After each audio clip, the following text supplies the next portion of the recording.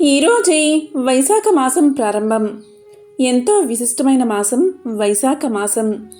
ఈ వైశాఖ మాసం ముగిసేలోగా ఈ కథను విన్నా, చదివినా, చెప్పినా, వినిపించినా జన్మల పాపాలు తొలగి కోటి జన్మల పుణ్యం వస్తుంది, సకల శుభాలు కలుగుతాయి. మరి ఆ కథ ఏంటో ఇప్పుడు ఈ వీడియోలో తెలుసుకుందాం. చంద్రుడు విశాఖ నక్షత్రానికి దగ్గరగా సంచరించే మాసాన్ని వైశాఖ మాసము అంటారు. మాసాల్లో వైశాఖ మాసం రెండవ మాసం. అందులోనూ ఉత్తరాయణంలో ఉండడంతో ఇది అత్యంత పవిత్రమైన మాసంగా పురాణాలు చెబుతున్నాయి. పూర్వం ఒకసారి సూత పౌరాణికుడు శౌనకాది మహాములకు ఇలా చెప్తున్నాడు. సమస్త భూత జాలములను సృజించిన బ్రహ్మదేవుడి మానస కుమారుడైన నారద మహర్షి అంబరీష చక్రవర్తికి అనేక విధ ధర్మాలను వినిపించగా, దాంతో అంబరీషుడు అమిత ఆనందాన్ని పొంది ఇంకా వినాలనే కోరిక కలిగి నారదుడితో ఇలా పలికాడు. మహానుభావా నారదా, మీరు నాకు 12 మాసాల మహత్యాన్ని చెప్పారు. నేను బహుశ్రద్ధతో విని ఆనందించాను. మాసాలంటిలో వైశాఖ మాసం మిక్కిలి శ్రేష్టమైనదని నా మనస్సున నిశ్చయం చేసుకున్నాను. కాబట్టి ఆ మాస మహత్యాన్ని వినడానికి నాకు కుతూహలంగా ఉంది. కాబట్టి ఈ వైశాఖ మాసం శ్రీ మహావిష్ణువుకు ఎలా మిక్కిలి ప్రీతికరమైనది. ఈ మాసమందు మనిషి ఆచరించవలసిన వ్రత విధులు, ధర్మాలు ఏమిటి? ఈ మాసమందు చేయదగిన విష్ణుప్రీతిని కలిగించే కార్యాలు ఏమిటి? ఏ విధమైన దానాలు చేయాలి? ఆ దానాలు చేయడం వల్ల కలిగే ఫలితాలు ఏమిటి? చెప్పండి అని నారదుణ్ణి అడిగాడు. అప్పుడు నారదుడు అంబరీష మహారాజుకు ఇలా చెప్పడం ప్రారంభించాడు. అంబరీష మహారాజా, నేను చెప్పేది శ్రద్ధగా విను. వైశాఖ మాసంతో సమానమైన మాసం, కృతయుగంతో సమానమైన యుగం, వేదంతో సమానమైన శాస్త్రం, గంగానదితో సమానమైన తీర్థము లేదు. అంబరీష మహారాజా, నీకొక కథను తెలియజేస్తాను, శ్రద్ధగా విను అని నారదుడు ఇలా చెప్పడం ప్రారంభించాడు. పూర్వం ఇక్ష్వాకు రాజవంశంలో హేమాంగుడు అనే రాజు ఉండేవాడు. అతడు గోదానాలు అనేకం చేశాడు. భూమి అందు రేణును లెక్కించడం, నీటి బొట్టులను గణించడం, ఆకాశం నందలి నక్షత్రాలన్నిటినీ లెక్కించడం ఎంత కష్టమో ఆ రాజు చేసిన గోదానాలు లెక్కించడం అంత కష్టం. అనేక యజ్ఞాలు చేశాడు. గోదానం, భూదానం, తిలదానం మున్నగు దానాలు కూడా లెక్కలేనన్ని అంత సంఖ్యలో చేసి చాలామంది బ్రాహ్మణులను సంతోషపరిచాడు. అతడు చెయ్యని దానమే లేదని ప్రసిద్ధి పొందాడు. అందరకు సులభంగా దొరికేది నీరు. అది దైవదత్తము, సులభము. అలాంటి జలాన్ని దానం ఇవ్వడమేంటని తలచి జలదానాన్ని మాత్రం అతను చెయ్యలేదు. బ్రహ్మపుత్రుడగు వశిష్ఠుడు ఆ మహారాజుకు గురువు, పురోహితుడు. అతడు జలదానం చేయమని రాజుకు ఎన్నోసార్లు చెప్పినా రాజు జలదానాన్ని మాత్రం చెయ్యలేదు. నీరు అమూల్యమైనది, అలాంటి దాన్ని దానమిస్తే ఫలితం అమూల్యంగా ఉంటుంది అని గురువు చెప్పినా ఎవరికీ సులభం కాని దాన్ని దానమిస్తే పుణ్యం కలుగుతుందని అలాంటి వస్తువులే దానమిచ్చేవాడు. అలాగే ఎవరోనూ గౌరవింపని వారిని ఆదరించడమే యుక్తమని తలచి అంగవైకల్యం కల బ్రాహ్మణులను, దరిద్రులను, ఆచారహీనులను ఆదరించి గౌరవించేవాడు మహారాజు. ఆచారవంతులను, పండితులను, సద్బ్రాహ్మణులను ఆదరింపలేదు, అలాగే గౌరవించలేదు. అందరూ ప్రసిద్ధులను, ఉత్తములను మాత్రమే గౌరవిస్తే అనాథలను, విద్యాహీనులు అయిన బ్రాహ్మణులకు, దరిద్రులకు ఆదరణ ఎలా లభిస్తుంది? నేను అలాంటి వారిని గౌరవిస్తాను అని అలాంటి వారిని మాత్రమే గౌరవించి ఆదరించేవాడు. ఈ విధంగా అపాత్రులకు మాత్రమే దానాలు ఇచ్చేవాడు. ఇటువంటి దోషం కలగడం వల్ల ఆ రాజు ఒకప్పుడు జలదానం చేయకపోవడం వల్ల చాతక పక్షిగా చాలాసార్లు జన్మించాడు. ఒక జన్మలో గెద్దగాను, కుక్కగాను అనేకసార్లు జన్మించాడు. ఆ తరువాత మిథిలా దేశాన్ని పాలించే శృతకీర్తి మహారాజు గృహంలో గోడపై ఉండే బల్లిగా జన్మించాడు. అక్కడ వ్రాలే కీటకాలను తింటూ బల్లి అయి హేమాంగద మహారాజు జీవనాన్ని గడుపుతూ ఉన్నాడు. ఈ విధంగా 87 సంవత్సరాలు కాలం గడిపాడు. మిథిలాదేశ రాజగృహానికి శృతదేవ మహాముని ప్రయాణించే అలసిపోయి మధ్యాహ్న కాలమునకు అక్కడికి చేరుకున్నాడు. అప్పుడు మహారాజు అయిన శృతకీర్తి ఆ మున్ని చూసి సంభ్రమంతో ఆ మునికి ఎదురు వెళ్లి సగౌరవంగా ఇంటిలోకి తీసుకువచ్చాడు. అతన్ని మధుపర్కము మున్నగు వానితో పూజించి అతని పాదాలు కడిగి ఆ నీటిని తన తలపై జల్లుకున్నాడు. అలా జల్లుకోవడంలో తలపై జల్లుకున్న నీటి తుంపర్లు కొన్ని ఎగిరి గోడమీద ఉన్న బల్లిపై దైవికంగా పడ్డాయి. ఆ పవిత్ర జలస్పర్శ కలగగానే ఆ బల్లికి పూర్వజన్మ శృతి కలిగి తన దోషాన్ని తెలుసుకుని పశ్చాత్తాపం కలిగింది. నన్ను రక్షించుము, నన్ను రక్షించుము అని మానవుడిలాగా ఆ మున్ని ప్రార్థించింది. అప్పుడా ముని బల్లి మాటలకు విస్మయపడి ఇలా పలికాడు. ఓ బల్లి, నీవెందుకు ఇలా దుఃఖిస్తున్నావు? నీవు ఏ పని చేసి ఇలాంటి దశను పొందావు? ఇలా ఎందుకు అరుస్తున్నావు? నీవు దేవజాతి వాడవా లేక రాజువా లేక బ్రాహ్మణుడువా? నీవెవరు? నీకీ దశ ఎలా వచ్చిందో చెప్పు, నేను నీకు సహాయం చేస్తాను అన్నాడు ఆ ముని. స్తుతదేవ ముని మాటలు విన్న బల్లి రూపంలో ఉన్న హేమాంగద మహారాజు ఇలా పలికాడు. మహాత్మా, నేను ఇక్ష్వాకు కులమున జన్మించిన హేమాంగదుడు అనే ప్రభువుని, వేద శాస్త్ర విశారదుణ్ణి.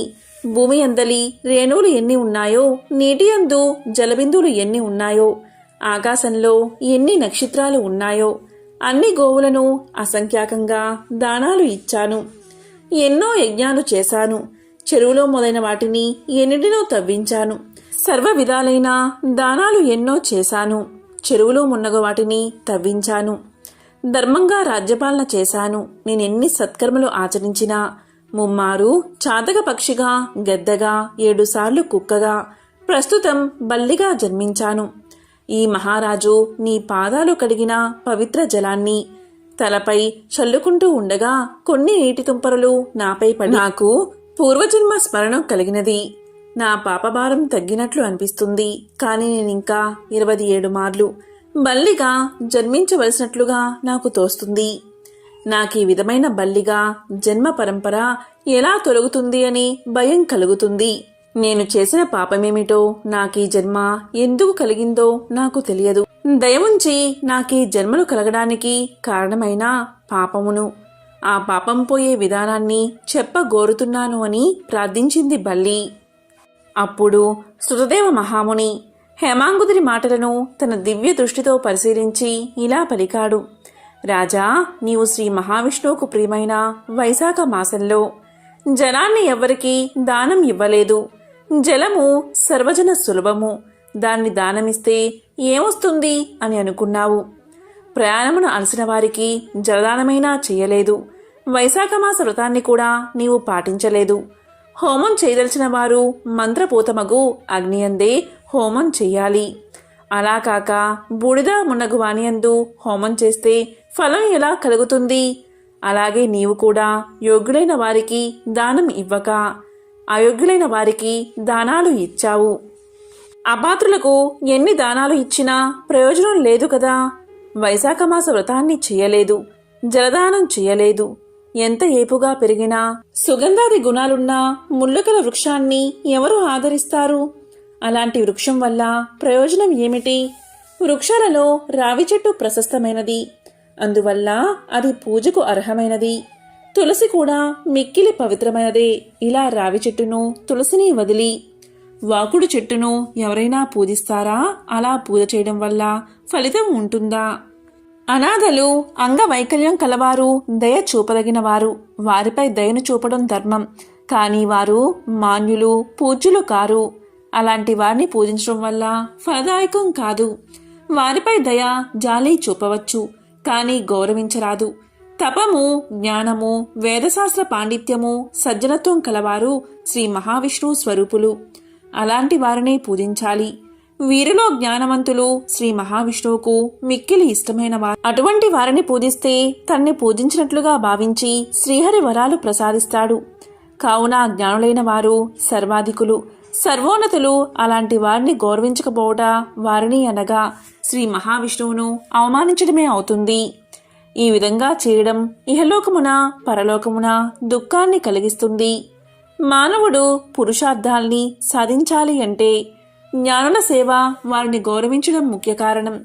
జ్ఞానులు కానివారు, అందులు, ప్రజ్ఞా జ్ఞాన నేత్రాలు లేనివారు, అలాంటి అంధులను ఎంతమందిని పూజించినా ఫలితం ఉంటుందా? గుడ్డివాడికి ఏమి కనిపిస్తుంది? అతడేం చెప్పగలడు? కాబట్టి జ్ఞానహీనులైన వారిని ఎంతమందిని ఎంత పూజించినా, వారిని సేవించినా అవి నిష్ఫలములు, నిష్ప్రయోజనములు. అంతేకాక కష్టాలను, దుఃఖాల్ని కలిగిస్తాయి. పురుషార్థములకు ధర్మార్థ కామ మోక్షాలు ఎలా సిద్ధిస్తాయి? తీర్థములు కేవలం జలం కాదు, దేవతలు శిలారూపులు కారు. చిరకాలము తీర్థస్నానము, సేవ చేస్తే, శిలారూపంలో ఉన్న దైవాన్ని చిరకాలం పూజిస్తే వారి అనుగ్రహం కలుగుతుంది. కానీ జ్ఞానులైన సజ్జలను దర్శించినంతనే వారు ప్రసన్నులు అవుతారు, ఇష్ట ఫలప్రాప్తిని కలిగిస్తారు. కాబట్టి జ్ఞానులైన వారిని సేవిస్తే, వారి ఉపదేశాన్ని పాటిస్తే విషాదం ఉండదు, ఇష్టప్రాప్తిచే సంతోషం కలుగుతుంది. కాబట్టి హేమాంగద మహారాజా, నీవు వైశాఖ మాస వ్రతాన్ని ఆచరించలేదు, జలదానం చేయలేదు, జ్ఞానులైన వారిని సేవించలేదు. అందువల్లే నీకు ఇలాంటి దుర్గతి కలిగింది. నీకు ఈ వైశాఖ మాస వ్రతాన్ని ఆచరించి నేను సంపాదించిన పుణ్యాన్ని కొంత నీకిస్తాను. దీనివల్ల దుర్దశ సాధించడానికే భవిష్యత్ వర్తమాన కాలాల్లోని నీ పాపాలు, వాటి ఫలాన్ని పోగొట్టుకుని నీవు విజయాన్ని సాధిస్తావు అని పలికి శృతదేవ మహాముని నీటిని సృజించి బల్లి రూపంలో ఉన్న హేమాంగద మహారాజుకు తాను చేసిన వైశాఖమాస వ్రతంలోని కొన్ని రోజుల పుణ్యాన్ని దారపోశాడు. ఆ పుణ్య ఫలాన్ని పొందినంతనే హేమాంగద మహారాజు బల్లి రూపాన్ని వదిలిపెట్టి దివ్య రూపాన్ని పొందాడు. శృతకీర్తి మహారాజుకు శృతదేవ మహామునికి నమస్కారం చేసి వారి అనుజ్ఞతో శ్రీహరి పంపిన దివ్య విమానమెక్కి పుణ్యలోకాలకి చేరుకున్నాడు. దేవతలందరూ హేమాంగదుని అదృష్టానికి ఎంతగానో మెచ్చుకున్నారు. హేమాంగదుడు పుణ్యలోకంలో 10,000 సంవత్సరాలు గడిపాడు. దివ్యలోక భోగాలు అనుభవించాడు. అటు తర్వాత ఇక్ష్వాకు కులంలో కాకుత్స మహారాజుగా జన్మించాడు. 7 ద్వీపాల భూమిని సజ్జనులు, జ్ఞానులు మెచ్చినట్లు పరిపాలించాడు. శ్రీ మహావిష్ణువు అంశను పొంది ఇంద్రుడికి స్నేహితుడు అయ్యాడు. కులగురువైన వశిష్ఠ మహాముని ఉపదేశాన్ని పాటించాడు. వైశాఖమాస వ్రతాన్ని సంపూర్ణంగా ఆచరించాడు. అందు చేయవలసిన దాన ధర్మాలటిని శ్రద్ధాభక్తులతో చేశాడు. సర్వ పాపాలను పోగొట్టుకున్నాడు. దివ్య జ్ఞానాన్ని పొందాడు. శ్రీ మహావిష్ణువు యొక్క సాయుధ్యాన్ని పొందాడు. కాబట్టి వైశాఖమాస వ్రతం సర్వ పాపహరం, అనంత పుణ్యప్రదం. ప్రతి మనిషి వైశాఖమాస వ్రతాన్ని, వ్రతాంగములకు దాన ధర్మాలను పాటించి శ్రీహరి అనుగ్రహాన్ని పొందాలి అని నారదుడు అంబరీషుడుకు వైశాఖ మాస వ్రత విశిష్టతను వివరించాడు. ఇలా వివరిస్తూ గృహగోధిక వృత్తాంతాన్ని వివరించాడు. నారాయణం నమస్కృత్య నరం చైవ నరోత్తమం దేవీం సరస్వతీం వ్యాసం తతో జయ ముదీరయేత్. ఒకానొక సమయంలో శృతదేవ మహాముని శృతకీర్తి మహారాజుకు ఇలా చెప్తున్నాడు. మహారాజా, నేను చెప్పేది శ్రద్ధగా విను. పూర్వం రేవానది తీరమున మా తండ్రిగారు మృతి చెంది పిశాచ రూపాన్ని పొందారు. ఆకలి దప్పిక వల్ల బాధపడుతూ తన మాంసాన్ని తాను తింటూ శుష్కించిన శరీరంతో నీడలేని బూరుగు చెట్టు వద్ద నివసిస్తూ ఉండేవారు. పూర్వం చేసిన పాపాల వల్ల ఆకలి దప్పికల చేత బాధపడుతున్న అతని కంఠమున సన్నని రంధ్రం ఏర్పడింది. అది గాయమై మిక్కిలి బాధపెడుతూ ఉంది. దగ్గరున్న చెరువులోని చల్లని నీరు కూడా తాగగాని కాలకూట విషం వలె బాధిస్తూ ఉంది. నేను అంటే శృతదేవ మహాముని గంగాయాత్ర చెయ్యాలి అనే కోరికతో ప్రయాణం చేస్తూ దైవికంగా ఆ ప్రదేశానికి వచ్చాను. నీడలేని బూరుగు చుట్టుపై నుండి ఆకలి దప్పికల బాధను భరించలేక తన మాంసాన్నే తాను తింటూ దుఃఖ భారంతో కంఠబాధను అనుభవించలేక అరుస్తున్న ఆ పిశాచాన్ని చూసి నేను ఆశ్చర్యపోయాను. ఇదేమి అద్భుతమా అని అనుకున్నాను. అప్పుడు పిశాచ రూపంలో ఉన్న అతడు నన్ను చూసి చంపడానికి వచ్చాడు. కానీ నా ధార్మిక ప్రవర్తనా బలం వల్ల నన్నేమీ చేయలేకపోయాడు. నేను అతన్ని చూసి జాలిపడి, ఓయి భయపడకు, నీకు నా వల్ల ఎటువంటి భయమూ రాదు. అసలు నీవెవరు? నీకు ఇలాంటి బాధ కలగడానికి కారణం ఏమిటి? వెంటనే చెప్పు. నిన్నీ కష్టం నుండి నేను విడిపిస్తాను అని పలికాను. నేను అతని పుత్రుడని అతడు గుర్తించలేదు. నేను కూడా నా తండ్రి అని గుర్తించలేకపోయాను. అప్పుడు పిశాచ రూపంలో ఉన్న అతను ఇలా పలికాడు. నేను భూవరము అనే పట్టణమున నివసించే మైత్రుడు అనే వాడిని, సంకృతి గోత్రం వాడిని, అన్ని విద్యలు నేర్చిన వాడిని, అన్ని తీర్థాలయందు స్నానం చేసిన వాడిని, సర్వదేవతలను సేవించిన వాడిని. కానీ నేను వైశాఖ మాసంలో కూడా అన్నదానం ఎవరికీ చేయలేదు. లోభంతో ఉండేవాడిని. అకాలంలో వచ్చిన వారికి భిక్ష అయినా ఇవ్వలేదు. కాబట్టే నాకీ పిశాచ రూపం వచ్చింది. ఇదే నా ఈ దురవస్థకు కారణం. శృతదేవుడు అనే పుత్రుడు ఉన్నాడు నాకు. అతడు ప్రసిద్ధి కలవాడు. వైశాఖమున కూడా అన్నదానం చేయకపోవడం వల్ల నేను ఇలాంటి పిశాచ రూపాన్ని పొందాను. ఇలా బాధపడుతున్నాను అని నీవు అతనికి చెప్పు. నీ తండ్రి నర్మదా తీరమున పిశాచమై ఉన్నాడు. సద్గతిని పొందలేదు. బూరుగు చెట్టుపై ఉన్నాడు. తన మాంసాన్ని తానే తింటూ బాధపడుతూ ఉన్నాడని చెప్పు. వైశాఖ మాసమున వ్రతాన్ని పాటిస్తూ నాకు జలతర్పణమిచ్చి సద్బ్రాహ్మణుడుకు అన్నదానం చేస్తే నేనీ బాధ నుంచి విడిపోయి శ్రీ మహావిష్ణువు సాన్నిధ్యాన్ని పొందుతానని చెప్పు. కాబట్టి ఈ విధంగా చేయమని అతనికి చెప్పు. నా యందు దయవుంచి నాకీ సహాయం చెయ్యి. నీకు సర్వశుభాలు కలుగుతాయని ఆ పిశాచ రూపంలో ఉన్న నా తండ్రి పలకగా, అప్పుడు నేను నా తండ్రిని గుర్తించి అతని పాదాలకు నమస్కారం చేసి దుఃఖంతో నన్ను నేను నిందించుకున్నాను, కన్నీరు పెట్టాను. ఇలా పలికాను, తండ్రి, నేనే శృతదేవుణ్ణి, దైవకంగా ఇక్కడకు వచ్చినవాడిని. తండ్రి, ఎన్ని కర్మలు చేసినా పితృదేవతలకు సద్గతి కలగకపోతే ఆ కర్మాలన్నీ వ్యర్థమే కదా, నిరర్ధకం. నీకీ బాధ నుండి విముక్తి కలగడానికి నేనేం చెయ్యాలో చెప్పు అని అన్నాను. అప్పుడు నా తండ్రి నన్ను గుర్తించి మరింత దుఃఖించాడు. కొంతసేపటికి ఊరడిల్లి మనసు కుదుటపరుచుకుని ఇలా పలికాడు, నాయనా, నీవు తలచిన యాత్రను పూర్తి చేసుకుని ఇంటికి రా. సూర్యుడు మేషరాశి యందు ఉండగా వైశాఖ పూజను చేసి అన్నాన్ని శ్రీ మహావిష్ణువుకు నివేదించి ఉత్తమ బ్రాహ్మణుడికి దానమివ్వు. అందువల్ల నాకే కాదు, మన వంశంలో ఉన్నవారందరికీ ముక్తి కలుగుతుంది. కాబట్టి అలా చేయమని చెప్పాడు. కాబట్టి నేను నా తండ్రి ఆజ్ఞ ప్రకారం యాత్రలు చేసి ఇంటికి తిరిగి వచ్చాను. మాధవుడికి ప్రీతికరమైన వైశాఖ మాసంలో వైశాఖ వ్రతాన్ని చేస్తూ నా తండ్రి చెప్పినట్లుగా శ్రీ మహావిష్ణువును పూజించి నివేదించిన అన్నాన్ని సద్బ్రాహ్మణుడుకు దానమిచ్చాను. అందువల్ల నా తండ్రి పిశాచ రూపం నుండి విముక్తుడై నా యొద్దకు వచ్చి నా పితృభక్తికి మెచ్చి ఆశీర్వదించి దివ్య విమానమెక్కి విష్ణులోకానికి చేరుకుని శాశ్వత స్థితిని పొందాడు. కాబట్టి అన్నదానం అన్ని దానాల్లో ఉత్తమం. శాస్త్రాల యందు కూడా ఇదే చెప్పబడి ఉంది. ధర్మయుక్తమైనది. సర్వధర్మసారమే అన్నదానం. మహారాజా, ఇదే అన్నదానం యొక్క గొప్పతనమని శృతదేవుడు శృతకీర్తి మహారాజుకు చెప్పాడు అని నారద మహర్షి అంబరీష మహారాజుకు తెలియజేశాడు. ఈ కథను వైశాఖ మాసంలో వినడం, చెప్పడం, చదవడం వల్ల జన్మల పాపాలు తొలగిపోతాయి, సకల ఐశ్వర్యాలు కలుగుతాయి. ఈ పవిత్ర కథను వింటే చాలు, లక్ష్మీనారాయణల అనుగ్రహం మీకు లభిస్తుంది. వైశాఖ పురాణంలోని మొదటి అధ్యాయంలోని ఆ కథ ఏంటో ఇప్పుడు తెలుసుకుందాం. ఒకసారి సూత మహాముని సౌనకాది మహర్షులతో ఇలా పలికారు, మహర్షులారా, శ్రద్ధగా వినండి. రాజర్షి అయిన అంబరీషుడు బ్రహ్మ మానస పుత్రుడైన నారదుణ్ణి చూసి నమస్కారం చేసి ఇలా అడుగుతాడు, ఓ మహర్షి, మీరు అన్ని మాసాల మహత్యాన్ని నాకు వివరించారు. అన్ని మాసాలయందు వైశాఖ మాసం మిక్కిలి శ్రేష్టమైనది, అలాగే పవిత్రమైనది. ఈ మాసం శ్రీ మహావిష్ణువుకు ఎంతో ఇష్టమని చెప్పారు.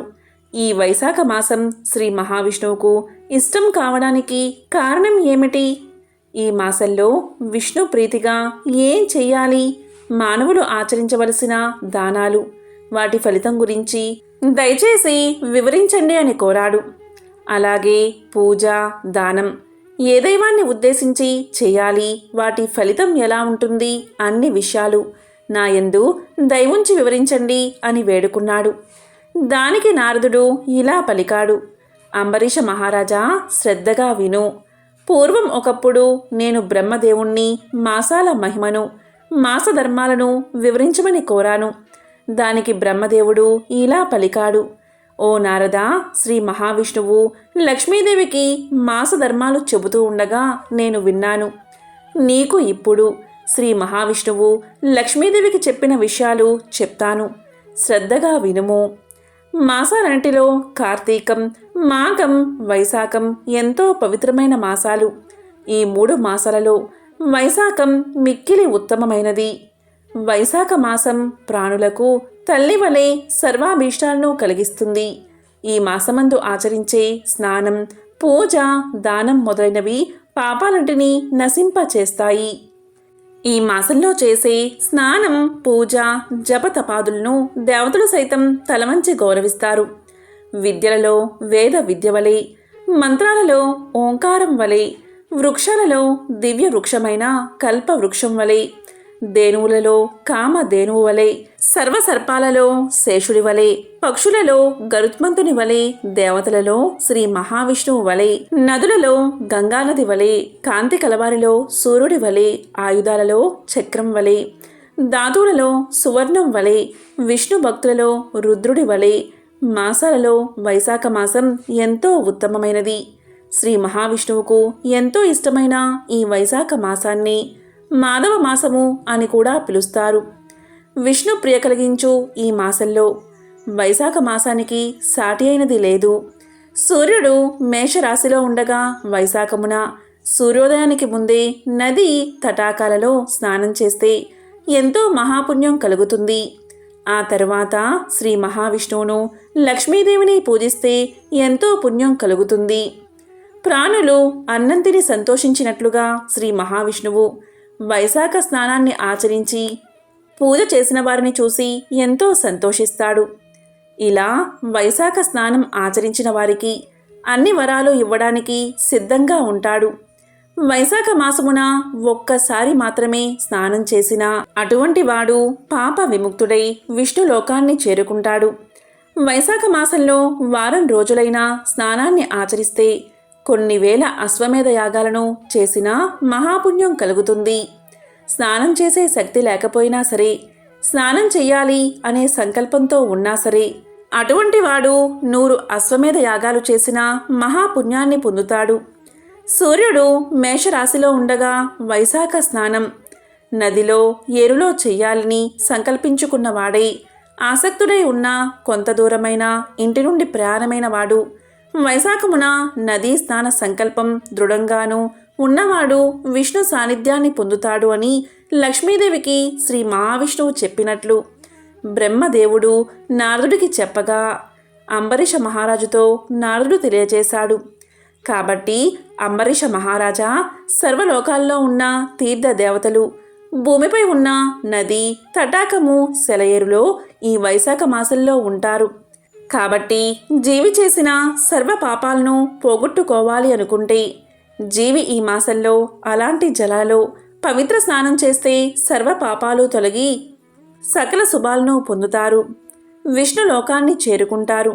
మానవులు ఈ వైశాఖ మాసంలో ఇలా జలంలో స్నానం చేస్తే సర్వ తీర్థదేవతల శక్తి వల్ల ఆ జీవి చేసిన సర్వ పాపాలు హరించుకుపోతాయి. సర్వ తీర్థాలలో సూర్యోదయం మొదలు 6 గడియల వరకు ఈ భూమి మీద నదీ జలాలలో ఆ తీర్థదేవతల శక్తులు ఇమిడి ఉంటాయి. ఈ సమయంలో ఆ జలంలో స్నానం చేస్తే వారి యొక్క ఎలాంటి పాపాలైనా తొలగి వారికి మోక్షం లభిస్తుంది. వారు శ్రీ మహావిష్ణువు యొక్క లోకాన్ని చేరుకుంటారు. ఈ మాసంలో సూర్యోదయం తర్వాత తీర్థదేవతలు తమ తమ స్థానాలకు వెళ్ళిపోతారు. మళ్ళీ తర్వాత రోజు సూర్యోదయానికి ముందుగా భూమిపై జలంలో ప్రవేశించి స్నానం చేసిన మానవుల పాపాలను నశింపచేస్తారు. కాబట్టి అంబరీష మహారాజా వైశాఖ మాసం ఎంతో పవిత్రమైనది అని నారదుడు తెలియచేశాడు. ఎంతో విశేషమైన ఈ కథను వింటే చాలు, సకల పాపాలు తొలగి సకల ఐశ్వర్యాలు కలుగుతాయి. పూర్వకాలంలో త్రేతాయుగంలో మధుర పట్టణంలో సోమశేఖరుడు అనే ఒక బ్రాహ్మణుడు ఉండేవాడు. అతను సకల శాస్త్రాలు చదివాడు, 4 వేదాలు నేర్చుకున్నాడు, వేదాంత విద్యా వివేకం సంపాదించాడు. అంతేకాదు అతను ఎల్లప్పుడూ సత్యాన్నే మాట్లాడతాడు. దయామయుడు. అతని భార్య పేరు విశాలాక్షి. ఈమె ఎంతో మంచి ప్రవర్తన కలిగి ఉండేది. శీలవతి, గుణవతి, మహాపతివ్రత. ఎల్లప్పుడూ భర్తనే దైవంగా భావించి పూజించేది. వారి దాంపత్యం చూసేవారికి కన్నుల పండుగగా ఉండేది. వీరు శ్రీ మహావిష్ణువును ఎంతో భక్తి శ్రద్ధలతో పూజించేవారు. ఇంటికి వచ్చిన అతిథి అభ్యాగతులకు చక్కగా సత్కారం చేసి భోజనం పెట్టి పంపేవారు. వారి గృహం భూలోక స్వర్గంలా ఉండేది. ఈ విధంగా వీరు ఆనందంగా కాలాన్ని గడుపుతూ ఉన్నారు. ఒకరోజు ఆ బ్రాహ్మణ దంపతులు మోక్షాన్ని పొందగోరి గంగాయాత్రకు పోవాలని నిర్ణయించుకుని అలా ప్రయాణమైపోయి అక్కడ కాశీ విశ్వేశ్వరుణ్ణి దర్శించుకుని కొన్ని రోజులు అక్కడ నివసించి పవిత్రమైన గంగా జలాన్ని తీసుకుని తిరుగు ప్రయాణాన్ని మొదలుపెట్టారు. ఆ దంపతులు తిరుగు ప్రయాణంలో వస్తూ ఉండగా మార్గమధ్యలో వారికి ఒక పురుషుడు కనిపించాడు. అతను ఒక పశ్చిమ దేశస్థుడు. అతని పేరు రత్నాకరుడు. వ్యాపార నిమిత్తమై సరుకులను ఎడ్ల బండిపై ఎక్కించుకుని పోతున్నాడు. అప్పుడు ఒక ఎద్దు అధిక బరువు వల్ల నడవలేక నిల్చుని ఉంది. అంతటా రత్నాకరుడు తన నౌకరుల్లో ఒకడైన కాలకల్పుణ్ణి చూసి ఎద్దును అదిలించమని హెచ్చరించాడు. అంతటా కాలకల్పుడు తన చేతిలో ఉన్న కర్రతో దాన్ని బలంగా కొట్టాడు. అప్పుడు ఆ ఎద్దు గింజుకుని తాళ్లు తెంపుకుని తన్ను కొట్టిన కాలకల్పుణ్ణి పొడిచింది. సూది మొనలాగా ఉన్న దాని కొమ్ము కాలకల్పుడి డొక్కలో గుచ్చుకుని వెంటనే భూమి మీద పడి గిరగిలా తన్నుకుని మరణ వేదనతో కాలకల్పుడు అరుస్తున్నాడు. అలా అరుస్తున్న కాలకల్పుణ్ణి ఈ బ్రాహ్మణ దంపతులు చూశారు. వెంటనే సోమశేఖరుడు అతని బాధను చూడలేక అతని దగ్గరకు వెళ్ళి తన కలశంలో ఉన్న గంగాజలం కొంత అతని నోట్లో పోసి ఇంతకు ముందు విష్ణు పూజకు ఉపయోగించిన తులసీ దళాన్ని అతనిపై వేశాడు. ఇక విష్ణునామాన్ని అతడికి వినపడేలా జపించసాగాడు. కొంతసేపటికి కాలకల్పుడు మరణించాడు. ఇక కాలకల్పుడి మరణానికి ఆ దంపతులు విచారించి ముందుకు సాగిపోయారు. వారు అలా కొంత దూరం పోయేసరికి మరొక భయంకర దృశ్యం వారికి కనిపించింది. అది ఏంటి అంటే వారి ఎదుట భీకర ఆకారాలతో కొందరు భటులు కనిపించారు. వారిలో కొందరికి కాళ్ళు పెరికి ఉన్నాయి, కొందరికి చేతులు తెగి ఉన్నాయి, కొందరికి ముక్కులు తెగి ఉన్నాయి. వారి ఆకారాలు భీకరంగా ఉన్నాయి. సోమశేఖరుడు భయపడక వారి దగ్గరకు వెళ్ళి, అయ్యా, మీరు ఎవరు? మీకు ఈ అవస్థ ఎలా కలిగింది? దీనికి కారణం ఎవరు? మీ చరిత్ర చెప్పండి అని కోరాడు. ఇక అందులో కొందరు బ్రాహ్మణుని చూసి ఇలా పలికారు, అయ్యా, మేము ఒకరి ప్రాణం తీయడానికి భూమి మీదకు వచ్చాం. అతను మహాపాపి, ఎన్నో పాపాలు చేశాడు. చివరకు నోరులేని ఒక ఎద్దును కర్రతో గట్టిగా కొట్టాడు. అతని పేరే కాలకల్పుడు. అతన్ని శిక్షించడానికి యమధర్మరాజు ఆజ్ఞను అనుసరించి అతన్ని తీసుకుపోతున్నాం. అలా తీసుకుపోతున్న మమ్మల్ని విష్ణుదూతలు అడ్డగించి అతన్ని మేమే తీసుకుపోతాము అని గర్జించారు. అంతట మేము వారితో ఇలా అన్నాము, ఓ విష్ణుదూతలారా, వీడు మహాపాపి, మేము ఇతన్ని వదిలిపెట్టం అని పలికాము. దానికి విష్ణుదూతలు, ఓ యమదూతలారా, వీడు ఏం పాపం చేశాడో చెప్పండి అని అడిగారు. దానికి మేము, వీడు చేసిన పాపాలు ఇవి అని చెప్పడానికి వీలుపడదు, కానీ వీడు అన్ని రకాల పాపాలు చేసిన మహాపాపి అని చెప్పాము. దానికి విష్ణుదూతలు ఇలా పలికారు, చేసి ఉండవచ్చు, కానీ ఇతన్ని మీరు ఎలా తీసుకుపోతారు అని అడిగారు. దానికి మేము, వీడు చేసిన పాపాలకి తగిన శిక్ష విధించడానికి మా ప్రభువు ఆజ్ఞ ప్రకారం తీసుకుని పోతున్నాము అని సమాధానం చెప్పాము. దానికి విష్ణుదూతలు, ఇతను ఒక్క పుణ్యకార్యమైనా చెయ్యలేదా అని అడిగారు. దానికి మేము చెయ్యలేదు అని సమాధానం చెప్పాం. దానికి విష్ణుదూతలు మాతో ఇలా అన్నారు, మీరు బాగా ఆలోచించండి. ఇతను చనిపోయే సమయంలో ఒక బ్రాహ్మణుడు ఇతని నోట్లో పవిత్రమైన గంగాజలం పోశాడు. తులసీ దళాన్ని ఇతనిపై ఉంచాడు. అంతేకాదు, ఇతను వినేటట్లు శ్రీమన్నారాయణ్ణి ఉచ్చరించాడు. ఇదే అతను చేసుకున్న మిక్కిలి పుణ్యం. ఇంతకన్నా మించిన పుణ్యం మరేదీ లేదు. అందువల్ల మా ప్రభువైన విష్ణుమూర్తి ఇతన్ని విమానంపై ఎక్కించుకుని తీసుకురమ్మని మమ్మల్ని ఆజ్ఞాపించారు. అదిగో విమానం చూడండి, కాబట్టి మీరు ఇక పొండి అన్నారు. కానీ మేము వారితో ఇలా పలికాము, ఇంత మాత్రానికే ఇతన్ని విడుస్తామా? ఇతన్ని తీసుకురమ్మని మా ప్రభువైన యమధర్మరాజు ఆజ్ఞాపించాడు. ఆ మాటలను మేము అతిక్రమించలేము అన్నాము. దానికి విష్ణుదూతలు, సరే అయితే యుద్ధానికి సిద్ధం కండి. మిమ్మల్ని ఓడించి శ్రీ మహావిష్ణువు యొక్క ఆజ్ఞను నెరవేరుస్తాము అని చెప్పారు. ఆ విధంగా వారికి మాకు భీకర యుద్ధం జరిగింది. కానీ వారందరూ మహాసూరులు. అందువల్ల మా అందరినీ క్షణాల్లో ఓడించి మమ్మల్ని అంగవైకల్యులుగా చేసి అతన్ని పుష్పక విమానంపై ఎక్కించుకుని వైకుంఠానికి తీసుకుపోయారు. వారి వల్ల ఇలా దెబ్బలు తిన్నామని, ఇలా జరిగిందని సోమశేఖరుడికి వివరించి తిరిగి వారి లోకాలకు వెళ్ళిపోయారు. వారు వెళ్ళిపోయాక ఆ బ్రాహ్మణ దంపతులు ఇలా అనుకున్నారు, ఆహా, గంగాజలం ఎంత గొప్పది! ఒక మహాపాపిని పవిత్ర గంగాజలం పుణ్యాత్ముణ్ణి చేసింది కదా. ఎప్పుడో ఒకప్పుడు తాగినంత మాత్రానే సమస్త పాపాలు తొలగిపోతుంటే ఇంకా కలకాలం ఇక్కడే ఉండి గంగాస్నానాన్ని ఆచరించి గంగాజలాన్ని తాగుతూ ఉంటే ఇంకా ఎంతటి భాగ్యం కలుగుతుందో కదా అనుకుని ఇక అక్కడే స్థిర నివాసాన్ని ఏర్పాటు చేసుకుని నిత్యము గంగాస్నానం చేస్తూ కాశీ విశ్వేశ్వరుని పూజిస్తూ అతిథులను ఎప్పటిలాగే ఆదరిస్తూ మంచి జీవితాన్ని గడిపారు. చివరకు వారిద్దరూ మోక్షాన్ని పొందారు.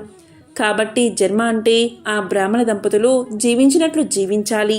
గంగా స్నానం చేస్తూ గంగాజలాన్ని సేవించడం వల్ల సకల శుభాలు కలుగుతాయి. దానికి ఈ కథే ప్రత్యక్ష ఉదాహరణ. ఎంతో పవిత్రమైన విశేషమైన ఈ కథను విన్నా, చదివినా, చెప్పినా, వినిపించినా జన్మల పాపాలు తొలగి కోటి జన్మల పుణ్యం వస్తుంది. సకల శుభాలు కలుగుతాయి. ఓం నమో నారాయణాయ. ఓం నమః శివాయ.